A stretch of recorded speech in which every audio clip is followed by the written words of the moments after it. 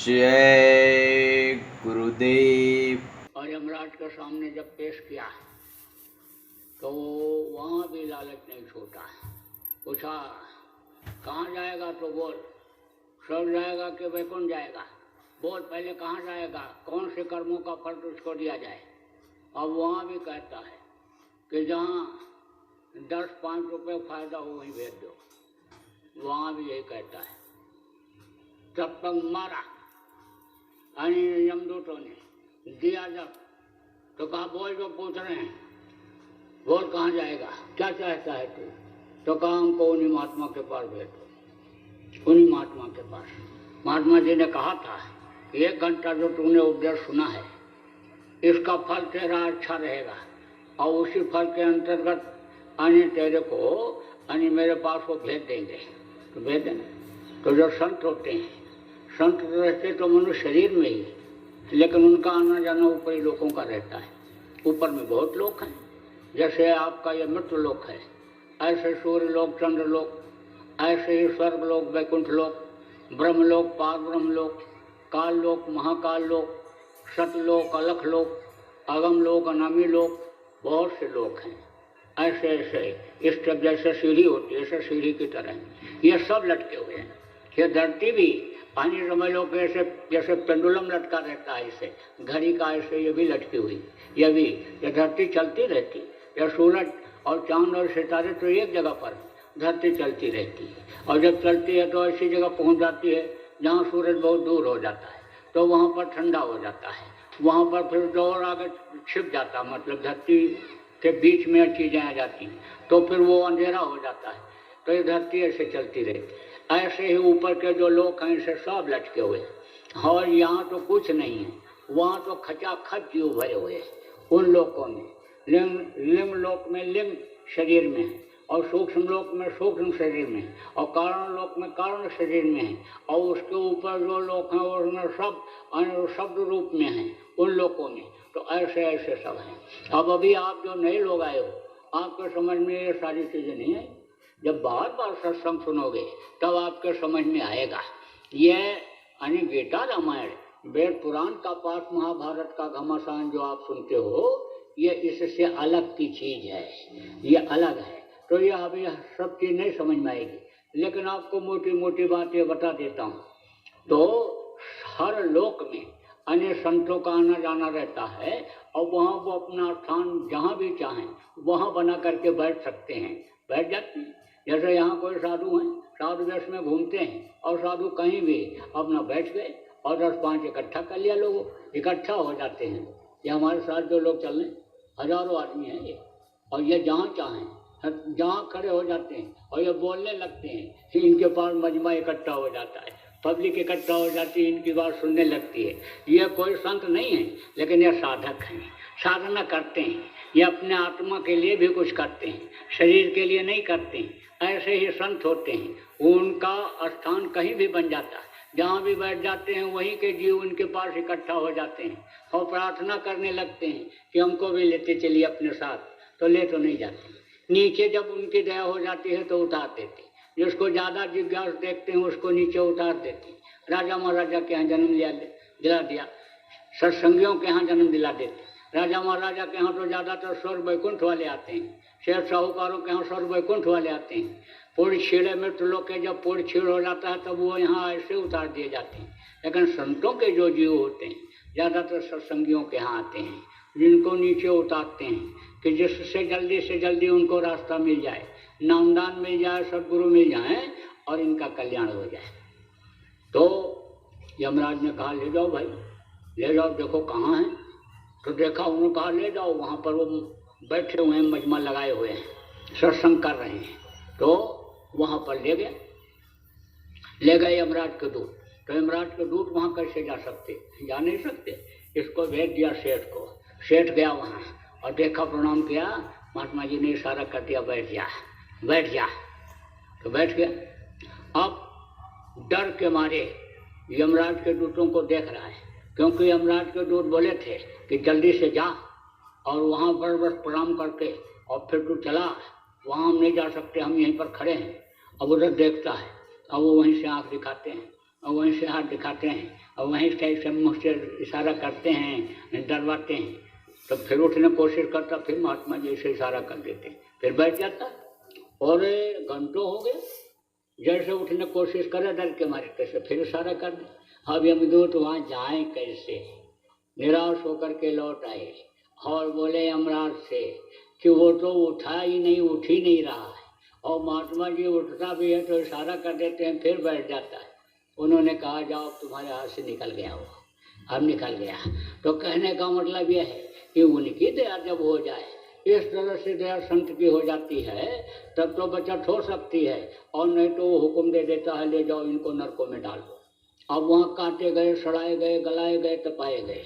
वहाँ से जब छुटकारा मिला तो कीड़ा मकोड़ा के शरीर में, सांप गोजर बिच्छू के शरीर में यही जीवात्मा बंद कर दी जाती है। वहाँ से जब छुटकारा मिलता है तो 9 महीने माँ के पेट में उल्टे लटकना पड़ता है। उस वक्त पर यानी समझ लो माँ के पेट की गर्मी बराबर तपाती रहती है, बराबर यानी समझ लो परेशान करती रहती है, बहुत तकलीफ। तभी तो जीव प्रार्थना उस मालिक से करता है कि अब प्रभु कृपा करो यही भांति, और सब अत्ता जी भजन करो दिन राती, सब कुछ तज करके दिन रात भजन करूँगा, मुझको बाहर निकालो प्रभु, मेरे ऊपर दया करो, कृपा करो, मेहरबानी करो। माँ के पेट में इस चीज़ की जानकारी रहती है कि मनुष्य शरीर के अंदर से ही केवल ऐसा उद्धार का रास्ता है और किसी के अंदर नहीं है। इसलिए मनुष्य शरीर जल्दी चाहता है। यह भी माँ के पेट में मालूम रहता है कि सिवाय सदगुरु के और कोई रास्ता बता नहीं सकता है, उन्हीं को जानकारी रहती है। तो कहता है सदगुरु की खोज करेंगे, जिनको मुर्शिद कामिल कहा गया उनकी खोज करेंगे। हम रास्ता लेकर के दिन रात आपको याद करते रहेंगे, आपके चरणों में पड़े रहेंगे, आप मेरे ऊपर दया कर दो। तो दया कर देता है। दीन बंधु दीनानाथ गरीब परवर उसका नाम पड़ा है। लेकिन बाहर आकर भरमिया और बहुत उठाए पाप, बाहर आकर के वो वादा भूल जाता है और अन्य समझ लो कि पाप इस शरीर से करने लग जाता है। वो वादा किसी को याद आता है, कभी कभी याद आता है जब किसी मुर्दा को जलवाने के लिए जाते हैं, गड़वाने के लिए जाते हैं।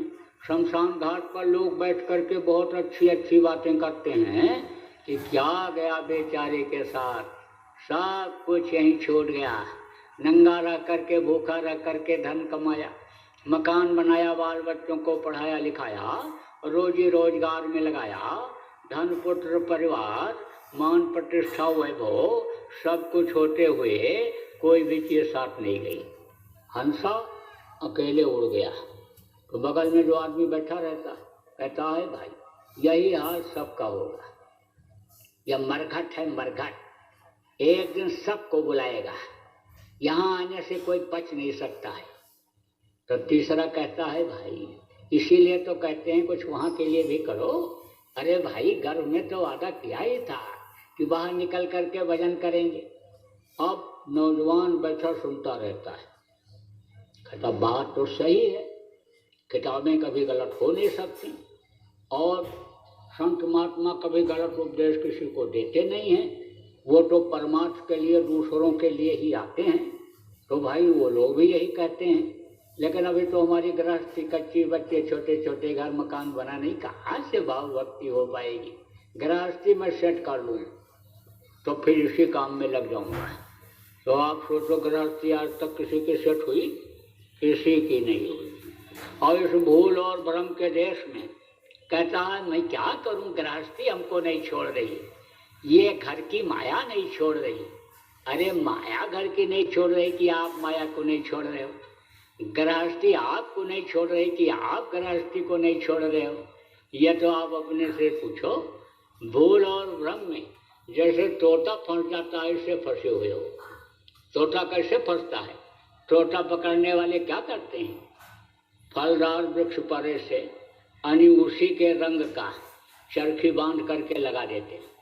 तो तोता जाता है तो समझता है कि यह फल है, बस उसी चरखी के ऊपर से पैर रख करके उसको खाने की कोशिश करता है और जैसे पैर रखता है चरखी के ऊपर पर चरखी घूम जाती है और जैसे घूमने लगती है तैसा ऐसा है पैर से पकड़ लेता है चरखी को अब वो कहता है चरखी ने पकड़ लिया, पकड़े रहता है तोता चरखी को और समझता है कि चरखी ने हमको पकड़ लिया।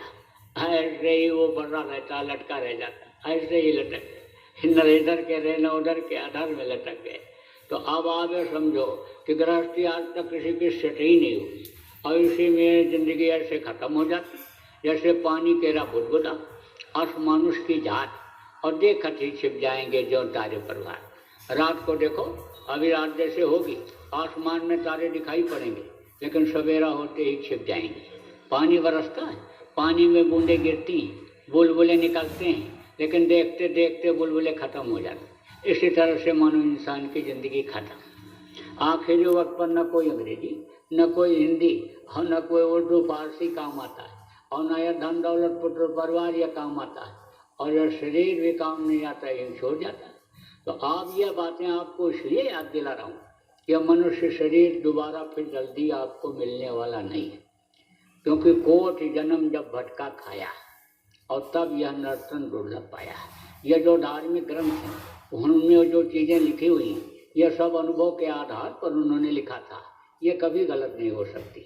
अब यह है कि जब नहीं लोग समझ पाते हैं यह गलत वो गलत वो गलत वो गलत, और जब समझ जाते हैं उतनी योग्यता का कोई संत मिल जाता है जितनी योग्यता वाले ने किताब लिखा था तो सब समझा देता है, तब आदमी का समझ में आ जाता है। तो ये कभी गलत किताबें होने वाली नहीं।